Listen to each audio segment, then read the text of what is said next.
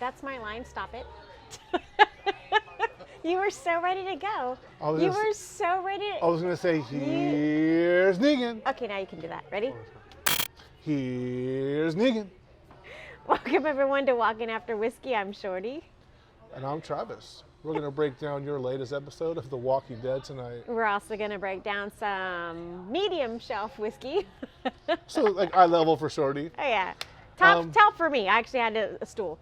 I had to ask the dude to give me a boost. a little boost. I didn't have to touch my butt like this with like a foot. We're also going to break down season 10, episode 22, entitled Here's Negan.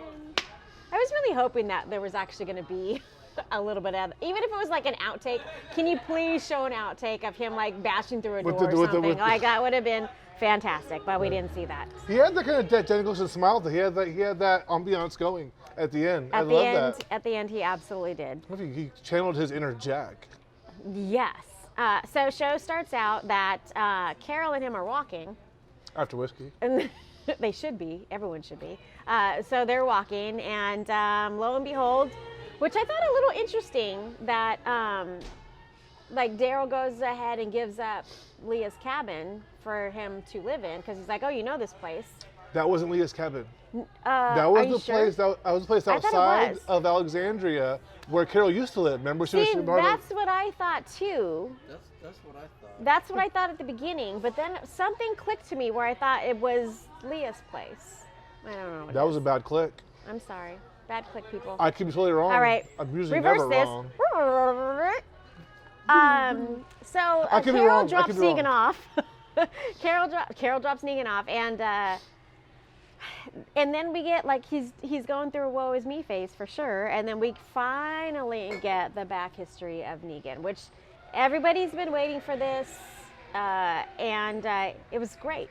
It was a really, really good, solid episode. Blows the rest of the season away. Blows a lot of seasons away, actually. Like, it was a great episode. So the show starts out, as Carol said, Negan talks to Carol, and Carol drops Negan off at the cabin, and she has this dead rabbit. And basically she tells Negan that the council has decided he has to stay here. And now the council is, Gabriel, Aaron, all people that have known what he has done. Daryl, the people that were on this council would have let Negan stay, right? Maggie's not on this council yet, I don't believe. You can't walk in and edit it. So everyone that was on this council had already agreed what Negan had contributed. Not only that, but Lydia's still there, and so obviously he had a lot of pull there. And so when he gets to his cabin, Carol already had blankets and moved him in. She already had, it was like a coffee pot, some plates and cups. He's like, look, you already moved me in here. He's like, yeah, sorry, we already voted and you can't come back. And he's like, is this just let me ask you, is this, a council thing, or are you, Carol, like taking the reins type of thing? Right. And she smiled and winked. And I don't know if that was like, yeah, we really voted, or if it was she was right. Like, yeah, it was just Carol trying to make things better thing. And it was Carol basically taking the reins and saying, you know what, let's make things better, and I'll put you out here by yourself. True, and actually Daryl brought his stuff there. Like she actually said, like Daryl helped. Did he help? We don't know. I mean, now who believes whatever Carol says anyway? Right. But she is trying. So, oh my gosh. So the foreshadowing, like, because she actually sees Maggie and Glenn Jr. walking by Negan, and Carol's looking out the window. This is the very beginning, so sorry to back up a little bit, but you can see that she was going to intervene somehow. So, and also, so I try to look at some of the unrealistic things that happen in the show. So this one is, what exactly was Negan hammering? Like, he's on like a post, and he's just randomly putting nails in. That was my one thing I looked at. I was like, this episode? What episode are you talking about? This one. It was like when Maggie and Glenn Jr. walk by him, he's just, and there's 2 nails that he puts in this post randomly. Randomly. And that was like, okay, this is going to be my what the fuck is going on episode, like part of the episode. Anyways, all right, I digress. So, so now we finally get to see Negan's backstory. Yes. And I'm not going to lie, I got a little misty for sure. I did not nearly cry as much as I thought I would. Knowing this episode was going to come, knowing that there was obviously some sadness and some turmoil that happened in this man's life, I thought I was going to be a blubbering idiot. I wasn't. I was very proud of myself. I was not a blubbering idiot. But it was great. Like, it was strong, compelling. Do I love him? No. Do I love his wife? Absolutely. Right. But do I love him? I still don't love him. Right. I still don't love him. It's super sad. He didn't. His wife had to go to like basically an appointment for the doctor, right? He was like this, this man child. He had just, gotten fired from his job for getting in a fight with somebody. He was playing online video games with his friends. He was playing shooting up with teenagers, which she called him out on. So it's kind of like this, this kind of broken man, kind of like regressing to like a childlike type of person. And she had this really big thing coming up. Like, she had to go to the doctor's office. Will you come with me? Like, will you help me? And he's like, no, like, I got something going on. Strike and one. then she pulls out this fucking awesome Negan jacket, $600. She's like, how is your bullshit online game going to pay for this fucking jacket? So not only is he not like a reckless, broken man child, but now he's like spending their credit card money on frivolous shit. It's like, oh God, like Negan, you. What I do appreciate about this episode is that they actually answered every bad question. So and I was surprised because I don't think that they had to do that, but they really went back and they answered like every little question, which I super appreciated because I thought, they could have let stuff go. They could have like. It was not a fluff episode at all. Yeah, they could have like, not dug in, like just let it. They did such a great job on this episode, so. So then she goes off, and on her way to see a doctor, she finds out that she has cancer, and she's like, it's a big deal. And so she's talking to her about, the treatments, and she's kind of zoning out. And on her way back home, Negan's not answering the phone. And so she's in the car, and she hears like the people are attacking other people, and she's like, just put some fucking music on. So literally we see that she gets cancer at the very outbreak of the zombie apocalypse. Yes. Like right when it happens, she's like. So we also learn, and she figures out pretty quickly, that her husband is cheating on her with one of her friends. So Janine, we figure that hey, out. Janine, you goddamn hoe. Just saying. You goddamn hoe. So she figures that out.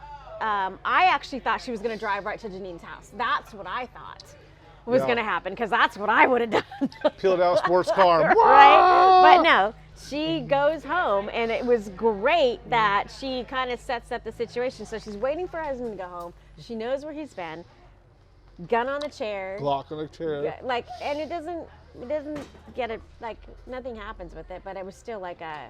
He walks, and basically it's the blue pill, the red pill. It's just like the Matrix, right? There's the pamphlets for the cancer, or there's a gun. He walks in, and she's just like, fuck, I still love him because I'm a fucking stupid broad, and I'm just totally in love with this man child who fucking is horrible for me, because women like everything that's, if the man's good for her and treats her well, she obviously fucking hates him one good time a day. But if he treats her like shit, cheats on her, oh my God, he's the best guy ever.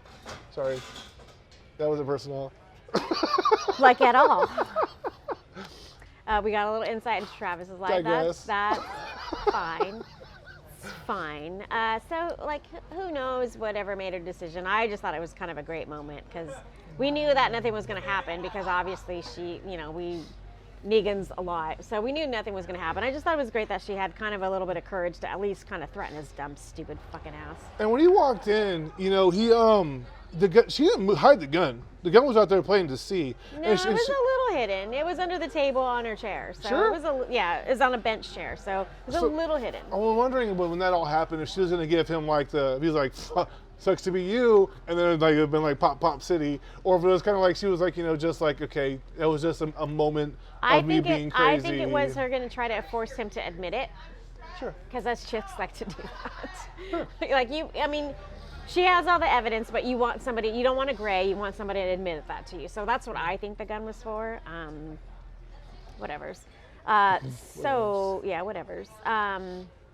Then what happens? So then Negan basically breaks down, he cries, hugs her, and he's super sad. And this actually brings them closer together, tighter. You see just basically, they get medication, and as things start getting a little awry, deeper into her treatment, which takes like about a year, I think, right? I don't really know. I think it takes a long time. But then at this point, like the whole city's moved out, like their whole neighborhood is like empty, and the generator that they use to like watch movies just to keep her off of thinking about her illnesses and her medication, she watches movies. And so the generator actually brings zombies to it, which for some reason Negan's very reluctant to kill zombies. Like and then she asked him, she goes, why Which can't is you do interesting this? because he beat the shit out of somebody to close to death. So that seems interesting. Travis likes this girl. Sorry, cameraman, nobody can see her. She's a tall glass of milk and chocolate milk at that, and she is amazing. We should probably cut that, but Because- okay. Thank you. Thank you, love you. Bye-bye. Here's my digits. I know you can sign. So. Here's my Instagram. Who gets no numbers anymore? It's like, here's my Instagram, here's my photos. Like, watch our show. Oh, here's a card. What the fuck? You had the perfect in, but you didn't take it. I'm tethered. I can't even go nowhere. This is like it's a death sentence to my game. God, not that I had a chance anyway, but. Well, I think the last thing that you need right now, but okay. Yeah, so Anyway. so back to our review of other people's lives. Because not Travis's. That's what we should do. We should just have a That is episode where we review Travis's life. Well, we're for horrors, not tragedies, so we should let's keep it to horror. Horrors or whores? They're very nice women. We went way off They the rails. don't accept money for things, All right, but wheels, they do like nice things. Every wheel came off the bus. Okay, we're back. Hello, everyone. Welcome to Walking After Whiskey. I'm Shorty. So we see basically we see them like living together. They're wearing wigs together. Obviously, her hair's falling out, and it's actually very, very painful for them because, well, for her, obviously, chemo treatment. You basically you're in pain. You can't keep food down. You're not hungry. You need food to sustain yourself, but you decide food makes you sick, even smells, and so. Basically just being on chemo is almost like, well, besides killing your body, it's hard to just sustain your weight, sustain anything that keeps you whole. And so Negan's there to like hold her through medication, hold her through a process. He's injecting her with her treatments. And so he's basically fucking making up for being a piece of shit and showing how much he loves her. I mean, obviously everyone's dying around them. Oh, well, there's no one for him to cheat on with, so there's I know, that. right? Where's he going to ride his bike to anymore? Oh, hey, Janine, are you dead? Are you still alive? Or are you a zombie? Are you still fuckable? Our phones don't work anymore. This Like, shit, it's this is shit. ridiculous. Anyways, all right, it's just, I'm sorry. And so he had been getting medications before, but they're running very low, right? And then all They of had a a sudden, great pot smoking night. Yeah. They- He has some old swag. Yeah, Probably some Concord weed. So they have all that. they have a great night together, and lo and behold, he forgets at some point in the night to turn the generator back on. So all the chemo treatment is wasted, and he is trying to save her. Mm-hmm. He thinks he can. He knows about some medical relief crew that's been traveling through and stuff, so he thinks he can find them.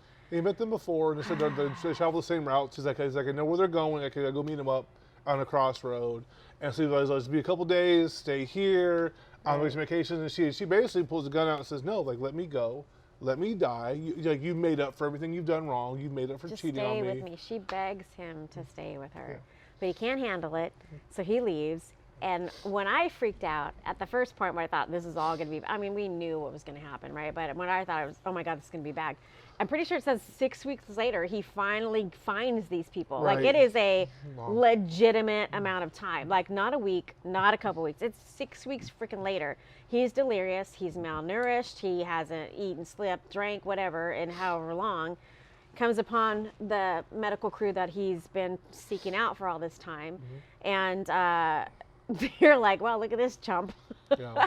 And bless his heart, though, like it says a lot, and this was poignantly placed in the script that, the gun's not even loaded. So, he had no intention of hurting people. So they catch him. Great. One of the saviors, I forget her Franklin. name. Franklin. The little blonde savior, I forget her name, but she knocks him out the bat. Yeah. And they bring him, he comes to, he actually gets a good meal. He's like, oh, best meal I've had in weeks, right? Only meal I've had in weeks. Like And it was like spaghetti chopped ramen or something, right? It was noodles. like spaghetti. It was like layered like with water. Well, I don't know. they were just eating dog food before he left. Like it was like their anniversary joking dinner about was it. dog food, Yeah. and she just gave him the same jacket that Shorty has on now. Well, it's not She the gave him his same, jacket but, back. There was a crawl space. But at least he put some like tapatio or something on the dog food, so that's helpful. Just saying. Frank's Red Sauce. I put that shit on So everything. obviously this medical crew they're amazing people. Like they just want to do good. They're trying to stay under the radar, stay out of the bad people's way, you know, and stuff. And they actually send him away with everything that he's going to need. Everything he needs. And on his way back, he gets pulled over and caught. Right. By this roadside. They even said, "Watch out for this roadside game at night." Which prior to that, though, we see him being held captive. So we actually missed that whole part. But whatever, you all watch the show, hopefully. Or if not, why are you watching this show? 5 people out there. Anyways, but it's flashbacks. Like they answer every single thing that's called out in the flashbacks. So he gets caught, and it's interesting, right? We see him since he got caught, right? We see him funneling with the screws. On the bottom of a chair and screwing the armrest and taking the screw out. Just taking it out for whatever reason. So finally, because it's going to take the back off, so then they can get out. So, but finally, he ends up he is desperate at this point, which I don't understand how 6 weeks later, but whatever. So he's desperate at this point. So he actually he divulges where this medical group is or going to be.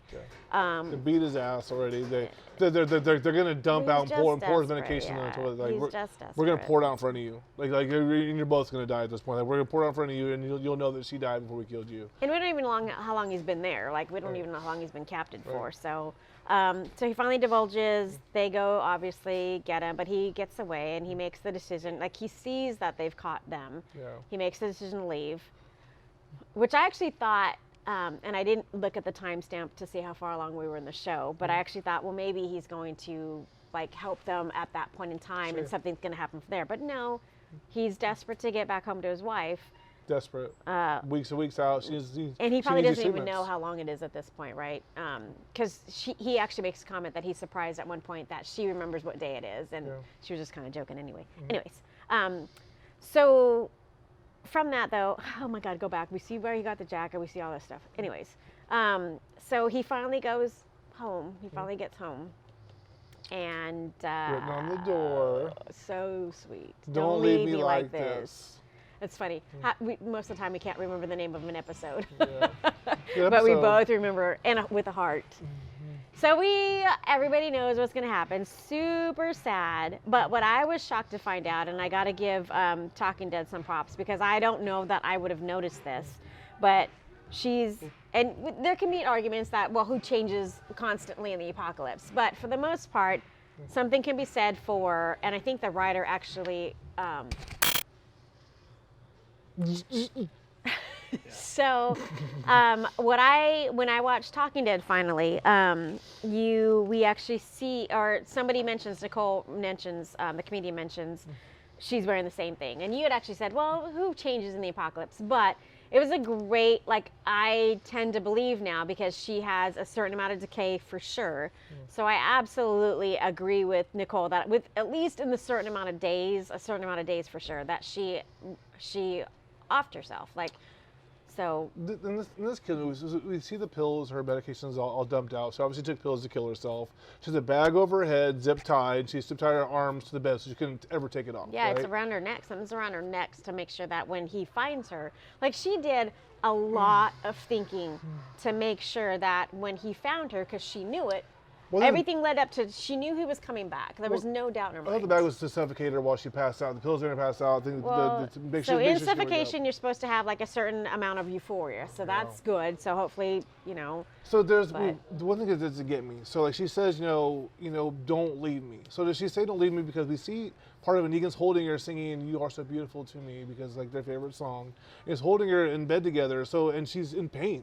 So I'm wondering if, she said don't leave because, you could pain, cold, and shivers. Sure. Are you saying this because, don't leave me because the pain's too much? Are you saying don't leave me because I already want to kill myself? Are you saying don't leave me because I'm going to kill myself if you leave? There's no, I think she said don't leave me because, number one, he can't even kill a walker. That was proven time and time again during this episode. So, how is he going to survive out there? I felt that. And I just think she wanted to go. In the apocalypse, okay, let's say we find the medical van, there is a finite amount of medication that she's going to have access to, period. Right. So all she wanted to do was kind of enjoy the rest of the time that she had. Like they were at a good place. She loves him. She appreciates him. He's a different fucking person. Right. And who's gonna cheat on who? Well, I guess besides whatever, some people in the apocalypse. But who's like, there's no one to cheat on. There's like so she really just wanted to kind of die in peace. So that's what I truly believe. And the fact that he left, I think that she knew there was a very good chance that he wasn't going to come back. And she wrote on the door, you know, I think that she didn't want to be a burden anymore on him. And that was a big part of it. And then she said, you know, stay here because she wanted to die. She said before, like, you've already made up for everything you did wrong. Basically confronted him about cheating on him. You know, she knew all along the whole time. And she forgave him, right? Like, you made up for it. And he's like, I didn't know what can you do about this. Like, yeah, I knew the day one when you come to my treatment to go sleep with this person. Yeah, I'd known him forever. So it kind of makes you think, you know, did she do it because, you know, because she knew even if you found it weeks later, like you can't have your treatments, you know, 6 weeks in advance, you know, or 6 months gap. Like maybe it wasn't going to work anyways. Like, who knows? And we already knew it was going through a lot of pain as it was. I think there was a finite amount of medication that in her head she knew about, that he was not willing to kill even the dead. Like he was not, I mean, she had to kill someone for him, for fuck's sakes. Like, and how that knife didn't go far enough in, that's kind of a little bit of an unbelievable moment too. But you know, he really couldn't take care of himself out there, and I think she knew that. She's more of a badass than he was. The whole thing was because we know that he actually got fired from his job from almost killing somebody, beating their ass. So it's in him. So it's in him. He goes, he's like, I don't want to get too accustomed or getting too comfortable doing this. So it was all said and done. After she's dead, he kills her. He lights the whole house on fire. Like, you know what? Like, I can't stab you. I can't kill you. I can't cut your head off. I'm just going to burn the whole house down. Burn everything that we were, everything that I am. Drove off, knocked off on his motorcycle with Shorty's jacket on, knocked off his Smith mailbox as he rode off, and went right back to that bar. The people that had him captive, which literally maybe he's probably thinking in his head that they hadn't stopped him for so long because it took long to get them. Maybe he got to miss him back to his wife before he died. So I'm not saying he blames him for it, but now he's like, you know what? I got nothing else but taking names, kicking ass, and I'm ready to kick some ass. Well, no, I think that he actually felt bad that he turned them in, right? Like he crashed for sure. And he turned them in. So this was it. I don't think it had so much to do with whatever the past with them was. I think it had to do absolutely with. They helped me, I fucked them over. Like, that dude got the shit beat out of him. Yeah. Who knows what happened to the daughter, like, during this whole process. So, I think, was the bat justifiably was Lucille justifiably used in this episode? Absolutely. Mm-hmm. Do I forgive him for Glenn? No, I don't. Do you forgive Glenn for God being killed? I'm getting these texts from Travis, because he knows I'm watching the show, and he's like, how do you feel now? Do you forgive Glenn for all the people he killed in their sleep that night? Yeah. That he never even met before? I do. Why? Wow. Because it's Glenn. They did what they had to do.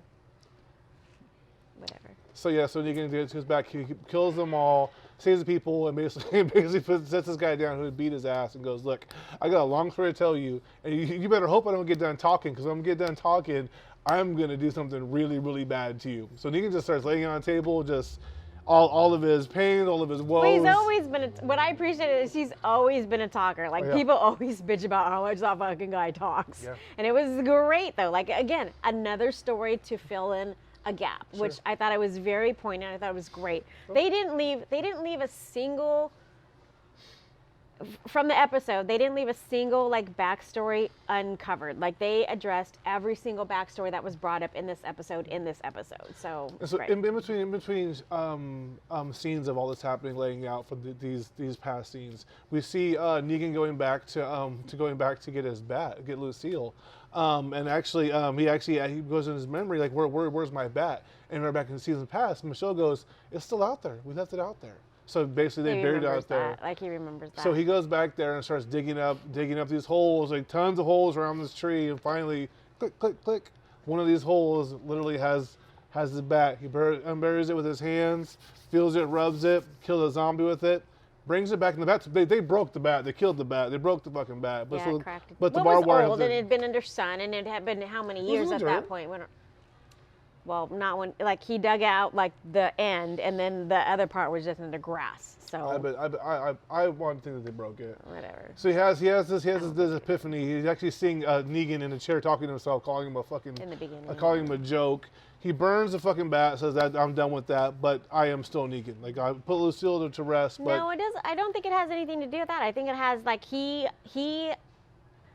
manifested his wife in this bat. So it really was like her funeral. Like I'm letting it go. Like he relived that entire story that made him the person that he was in the apocalypse, and now he's letting her go. That's what I absolutely felt in this. And it was poignant. It was really well done. I loved that he covered it almost like you would cover like the dead's face a little bit. Like so poignant, so great. I thought I would be a bawling disaster. I'm not gonna lie, there were some tears for sure, but I thought I was gonna be a disaster, and I was like, I still don't like you for killing Glenn. I So don't fuck believe you. Lucille would have agreed with anything he did, anything he was, Absolutely. anything that bat made him do. I don't think she'd been agreed to anything that he was as a person after that. So I believe when he killed that bat, he was actually burying himself and being okay with himself and who he was. Not his wife or what she was, but that's my own personal feelings. And so he goes back in after being basically told, like don't come back, leaves the bat there, brings his clothes back, and starts walking back into Alexandria. And basically he talks to Carol, who's at the door, like, what the fuck are you doing here? And he's like, oh yeah, so what's going on here? Where's everybody going? Oh, they found like a military base there. They're gonna check out some outposts. Like, oh, I'd like to get my own little mission to go out there. She's like, oh, talk to Father Gabriel about that. We'll see what happens. And it's like, what the fuck are you doing here? Yeah, and then we got the Maggie and his stare down. We have all that going on. So it'll be interesting to see what happens. I still don't personally forgive him at all. Like, do I? No, I actually don't forgive him. Just period. I was gonna go into this whole. We could actually probably have a whole hour episode of this talking about like Negan's backstory and what I believe or don't believe. For Yeah, sure. for sure. So, so the smirk leads you to believe that maybe there's something that's going to happen. Like, does he have? I don't know. Do we believe that Negan's going to come back? Like the true Negan's going to come back? And I don't know. Maybe I'm changing my stance a little bit and thinking, no, that he really just does want to fit in. And I think he wants to do right by his wife, which makes me feel like he's not going to be a complete dick and come back and try to rule the world. But who knows? And after Maggie's been gone for so long, left this place high and dry, because they kept Negan there in the prison. That's why she ultimately left. Negan has done so much for his community since then, and done so much to prove himself to just be able to just garden and be a farmer and just contribute as a person, right? He's done his time, And, No, the big thing was taking down Alpha. That's the big thing he did. Well, I'm saying yes. It's a huge part of it. But I think that Negan now is like saying, you know what? If you want to fucking be Negan, because if to be the piece of shit, you got to be a Negan. You want to kill me? I think he's basically daring her. Like, you know what? I'm not gonna live in ridicule with this place. I put my life on the line for. I put everything on the line for this place. So if you want to come and kill me and show these people who the fuck you are, you'll be booted out here just as fast. They'll look at you the exact same way. He still has Gabriel on his side. I think Daryl's on his side. I think Carol's on his side. I think a lot of people are really respecting him for that they still are breathing right now. They might not admit it, but Jerry, all these people that are still there are because of him. And I think that maybe that if she does go and kill him, they might not be that okay with it. They might do something against Maggie. I think slightly differently. I think it's just the F you to Carol. Like, dude, I did everything that you asked, and you actually fucked me over. Like, not only did you bent me over, and like it was terrible. Like what she did to him was awful. Yep. And he knows already by listening to things, like he's so aware of everything that's going on. So I feel like he really knows too, like, okay, people don't like her either. Oh yeah. So, and I feel like he could actually even get people to turn against her. Sure. So interestingly enough, at the closing scene, we see obviously him and Maggie giving each other the fucking mean mug side eye. You see a quick glimpse of Daryl, which I think is a little bit telling as well. And then obviously Carol's like, he defied her, which I think is great. I was actually, out of this entire episode, that actually made me the happiest. Well, and she goes, this is off my Totally made me conscience. She goes, this is off my conscience. I just want you to get murdered. And then Deegan's like, that's not even the truth. it's not gonna worry about because she lied to him. It was the council didn't vote against him, And she's just like, this is off my conscience. It's gonna come out. Oh yeah. So it's gonna come out. So we'll see what happens, and maybe that's the reason why Carol and Daryl split. Who knows? He says you can't trust you. Don't know who you fuck are. So anyways. All right. Good fucking review. Wow. The Slane. Slain. It's almost Just like what happens to zombies. They get slain.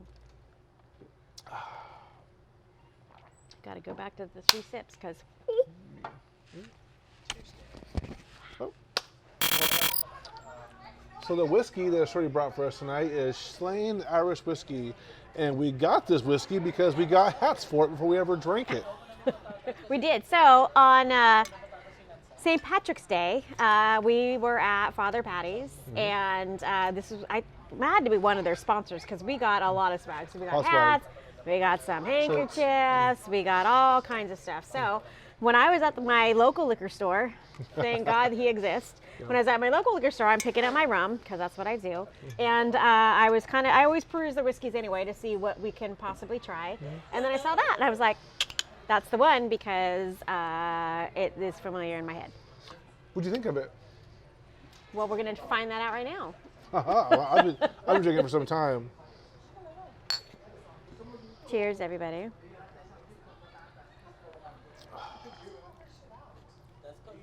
Delicious, smoky, very much like a flavorful Jameson. It's not as thin as a Jameson. I get those Irish whiskeys, blended Irish whiskeys always kind of taste like that to me. It has a lot more flavor, a lot more smoke on it. You definitely taste the barrel age. It's definitely not hot. Sits in your mouth. I think it's a little. I feel like it's a little, just slightly hot. But when I drink it, it goes down pretty fast. It sits in my mouth, but doesn't burn, which is great. I think the back, I get the back of the tongue burn a little bit. It's a little jowly. I think if I had a couple of drinks of it, I'd probably be pretty good with it. What do you think? I'm gonna take my 3rd sip because that's what I learned from Father Patty's tastings. Or from Gabriel, Father Gabriel. Both fathers. So it does have sweetness to it. 3rd sip actually wasn't hot, which is nice. It's gonna take me a minute to figure out what the sweetness is. Maybe vanilla, maybe a little vanilla or something in there. What was the price range on it? Good. $25. Puts it like $6 a shot or so. So not bad for $6 a shot at a bar. I was actually surprised. When I saw the price, I was actually pleasantly surprised. That's why I was, again, I'll buy that. That's fine. I'll buy that for $25. Get a little Coke back with you, a little 7-Up back. Pretty famous. Probably make a really excellent 7 and 7 for sure. A little more that kind of traditional cocktail line for sure. Yeah, for sure. It's good. I'm okay Thank with you, it. Slane. Cheers to you. Cheers, everyone.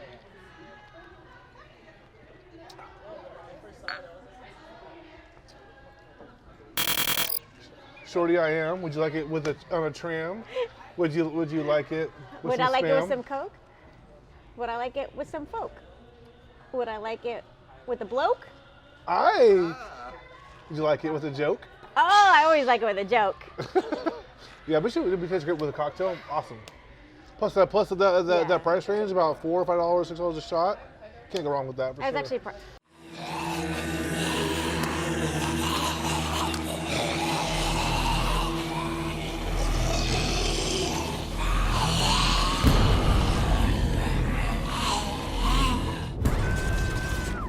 For the camp, can you just do walking after whiskey in Walken's voice? Walking. After whiskey, it doesn't. It's not a whole lot of sense being made when there's whiskey. What that was. That's how you have to talk. It's like a whole like.